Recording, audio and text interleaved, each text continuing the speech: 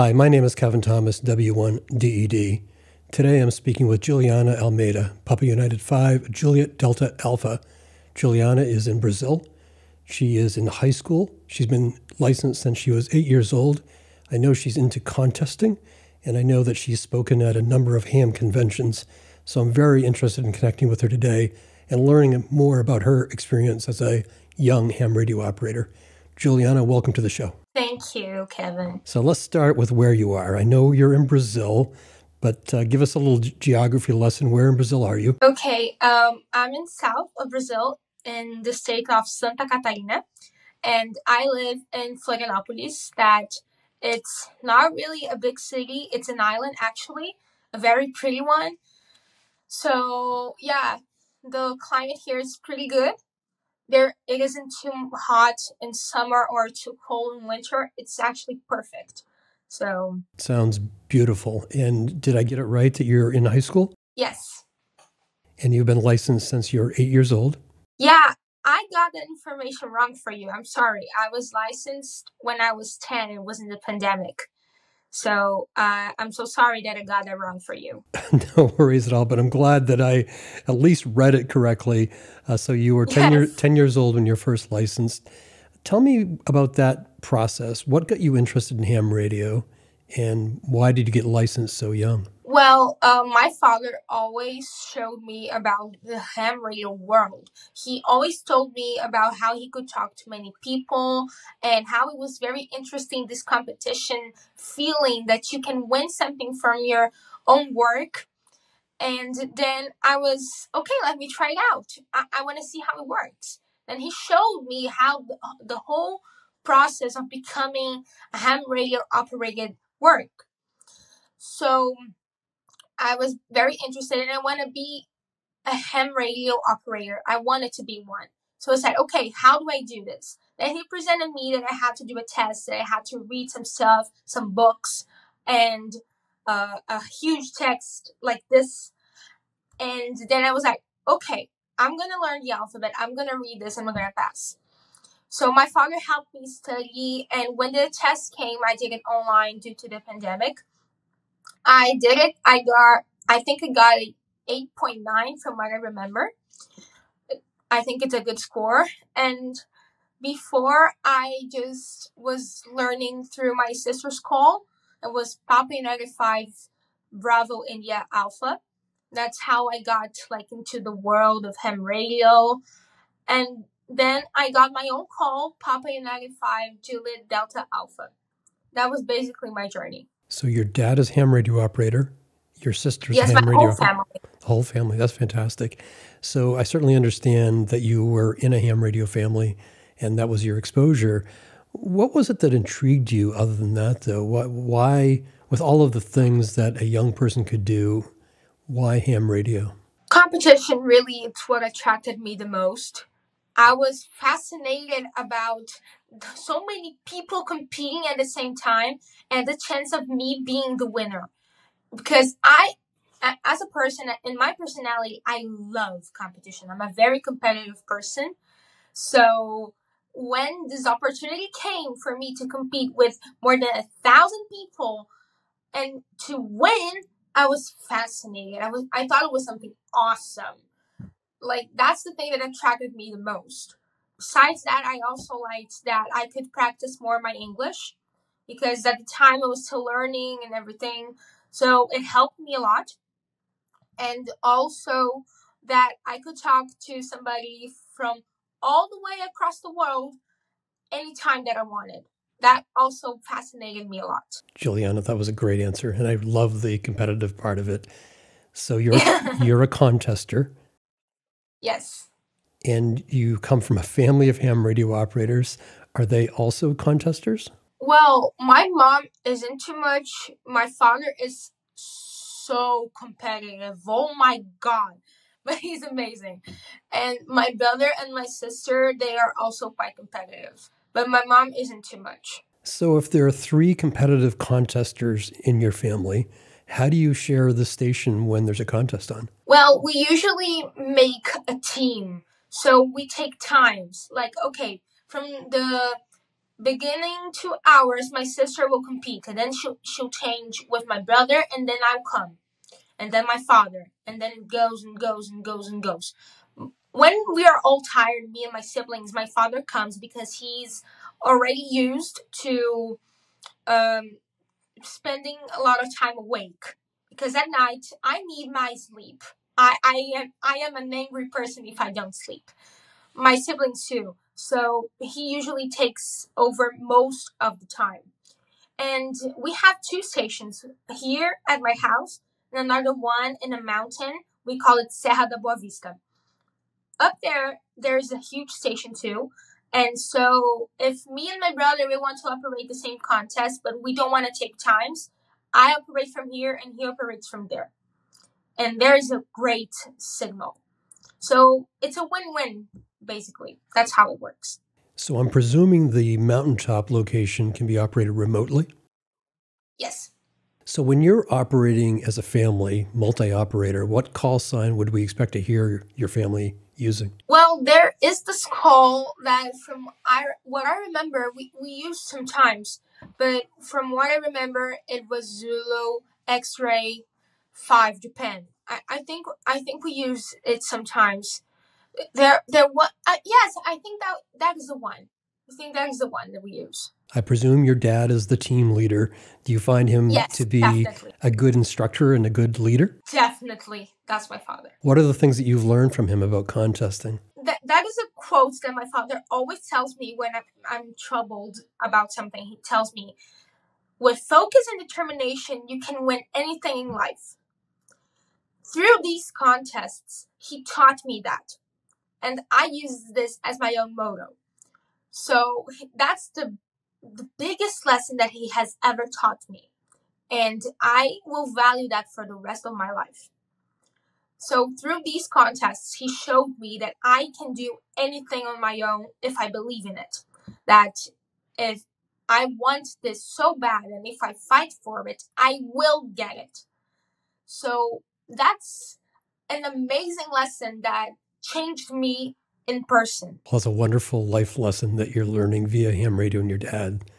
Congratulations on that. So what's the next contest that you have on your list? Well, I don't really have one. You see, this is my first year of high school. So it's a little tougher than the other ones. So I am not practicing too much ham radio right now because I want to get very focused on my studies because I value my future a lot. So for now, I don't really have many plans. Maybe next year when things are more relaxed, let's say. And then I can think about doing a contest. But right now, I don't have anything planned. So Juliana, you're so determined. You're so focused. You're so competitive.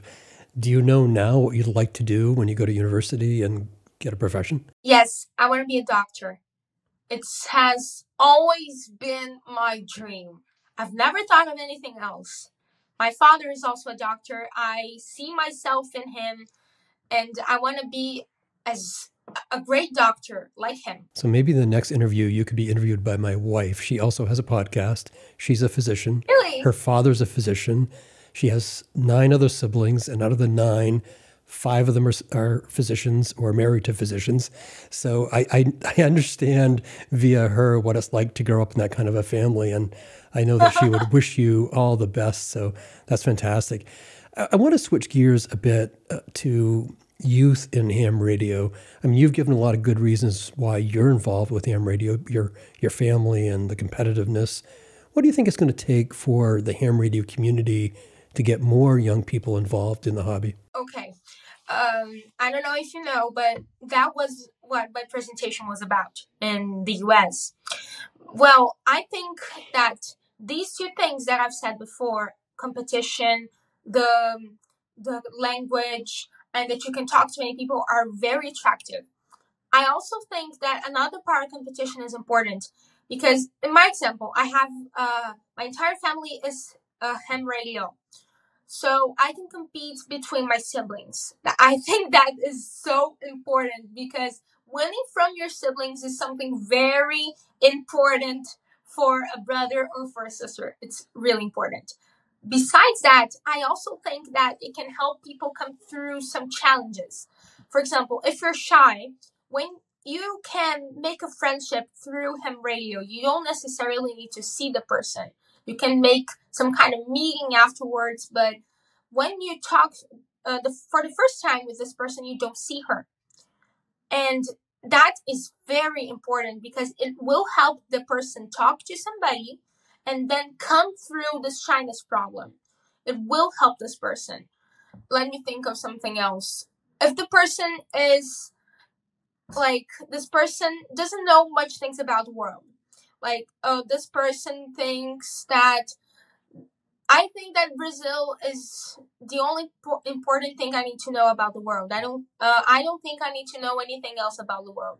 That is wrong. You need to know about the other cultures, the other languages that are out there, so you can expand this person's mind. I think that ham radio can also help with that, and that you can talk to somebody from a whole different culture. That is amazing. Like, I have no idea of how is China's culture. I believe that is different from mine. Well, I could talk to a Chinese person and know more about it. I think ham radio expands a person's mind to many things, to overcome challenges, to be a healthier competitor, to learn more things. So we can attract more people, more young people through this, through all the things that ham radio can give to you. I love your enthusiasm, Juliana. How was that experience? I think you spoke at Dayton. How was that experience for you? It was awesome. I was really nervous, but it was amazing. I was very well, I was very welcomed by everybody in there, and I presented twice. The first presentation was for more professors and specialists in how to attract young people. So I showed them the ways that I thought that would could attract more young people. And in the second one, I talked to teenagers my own age about what they could do to attract other young people. And that was awesome because I didn't only show my opinion, but I showed a way to improve our community. I think it was amazing. At least it was my opinion, but I'm actually really proud of myself for doing that. Well, clearly, with a smile on your face and those words, you enjoy speaking. You enjoy public speaking. Is that right? Yes, I do. So, have you given other talks at other conventions, at other ham radio gatherings? Yes, I have twice before. Yes, twice. One was in Brazil, in the state of Paraná, in the city of Curitiba. In there was a small ham radio convention, and that was my first presentation.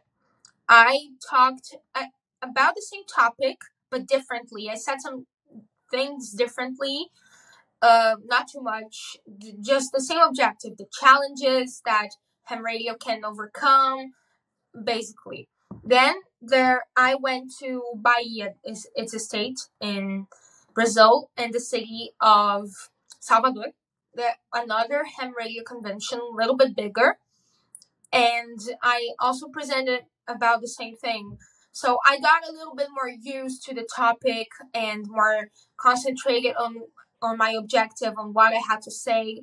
And basically those two presentations, they basically prepared me for the Dayton convention. So, Juliana, I understand that school is your priority right now, but do you see more of those public speaking engagements in your future? Yes, I kind of do. Yes. And what about ham radio? When your schedule does clear with your freshman year in high school, what do you think the next steps are in your ham radio journey? I think my first step will start doing contests again because it's really my passion. Maybe I will get also more interested in the marathon for getting as much countries as I can and marking all the points. I think that will also be one of my objectives because the marathon is a hard competition to come through and to win. And I hope I can get more concentrating on that. I think that those are my first steps. And when you say the marathon, you're referring to the DX marathon that WC3W is directing now. Yes, that one. Juliana, before I let you go, first of all, I really appreciate this conversation. Are there any final thoughts you'd like to leave the listeners with? Well, I would say that if you want to do something in your life, if you want to overcome something, or if you want to win something, you just got to focus about it. You got to concentrate and you got to be determined. Because if you really want it, you can get it. Juliana, you're clearly a remarkable human being, and I really appreciate you taking time to talk to me today. I've been talking to Juliana Almeida, Papa United 5, Juliet Delta Alpha. I am sure you're going to hear her not only on the airwaves and in the contests, but I think we're going to be reading more about her as she continues her journey towards being a physician. Thank you, Juliana. Thank you so much, Kevin, for this opportunity. Thank you.